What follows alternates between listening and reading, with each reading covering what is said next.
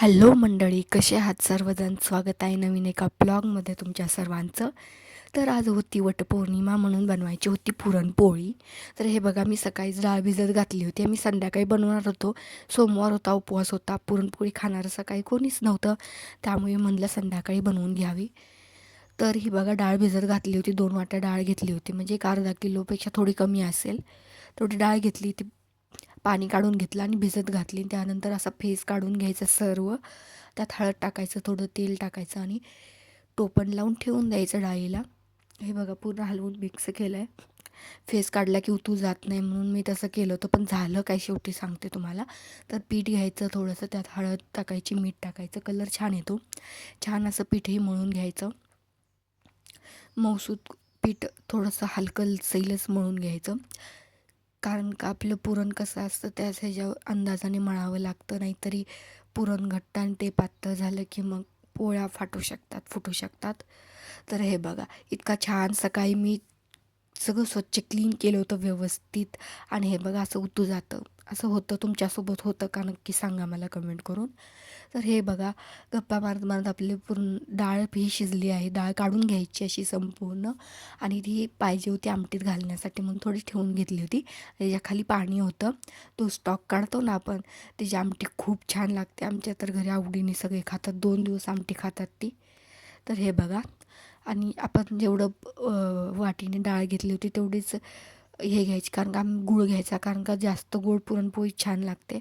थोडी मिळमिळीत नाही खावीशी वाटत. हे बघा, सगळं पुरण छान असं टाकून घेतलं आणि अधूनमधून लाईट ही जात होती. आणि हे बघा, किती छान आभाळ आलं होतं आणि वारंही खूप सुटलं होतं. असं वाटत होतं आता चुलीवर पुरणपोळी करता येते का नाही.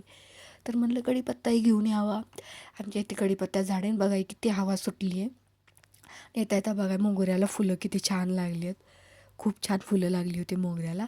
तर हे बघा, तरी म्हणलंच होतं मी, तोपर्यंत लाईट गेली होती. त्यामुळे कसं जर ॲडजस्ट करून घेतलं आहे मी. तर तिकडं पुरण शिजत आलं होतं, शिजायला ठेवलं एका बाजूला. अधूनमधून त्यालाही बघत होतं आणि इकडं म्हणलं आमटीला फोडणी टाकून घ्यावी. लसूण, आपण आणलेला कढीपत्ता, 4 चम्मच चटणी टाकायची, नमक टाकायचं, जरा खोबरं, तीळ, जिरं हे वाटण टाकायचं. सगळं छान असं मिक्स करून घ्यायचं. आणि तो स्टॉक आधी ओतायचा आणि आपल्याला हवं तेवढं गरम पाणी नंतर ओतून घ्यायचं त्यामध्ये. हा बघा, तो पिवळं पाणी काढलेलं होतं ते ओतून घेतलं. ही कटाची आमटी म्हणतात, काय काय काय काय जागी एळवणीची आमटी मग ही बोलतात. तुमच्याकडे काय बोलतात तेही सांगा मला कमेंट करून. तर हे बघा, त्यात नमक टाकलं, 1-2 चम्मच एवढं होईल एवढं. सगळं मिक्स केलं, छान असं उकळी मारायला ठेवून घेतलं. ते आपण पुरण शिजायला ठेवलंच होतं, त्यालाही अधूनमधून चेक केलं पाहिजे, नाहीतर होईल खाली चिटकून बसलं म्हणजे झालं, मग सगळीकडे वास तो करपा लागू शकतो.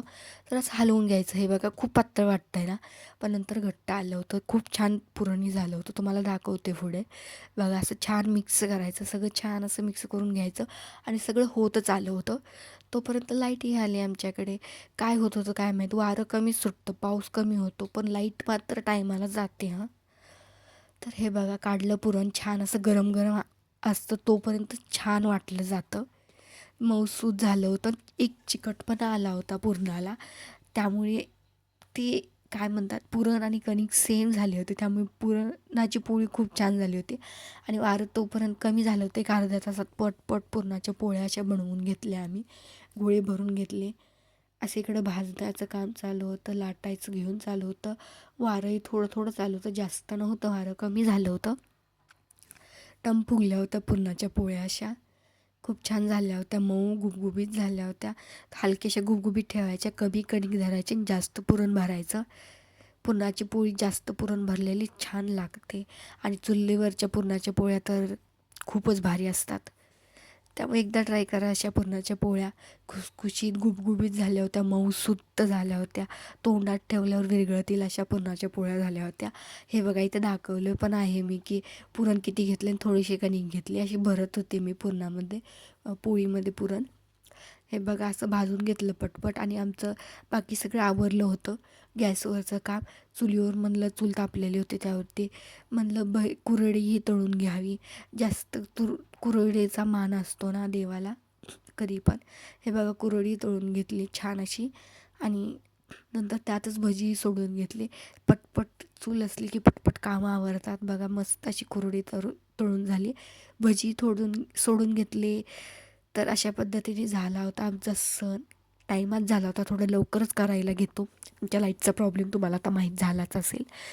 तर चला तर मंडळी, सो प्रियाला सबस्क्राईब करा. माझे व्हिडिओ कसे वाटतात तेही मला कमेंट करून सांगा. भेटू नेक्स्ट ब्लॉगमध्ये. तोपर्यंत बाय बाय.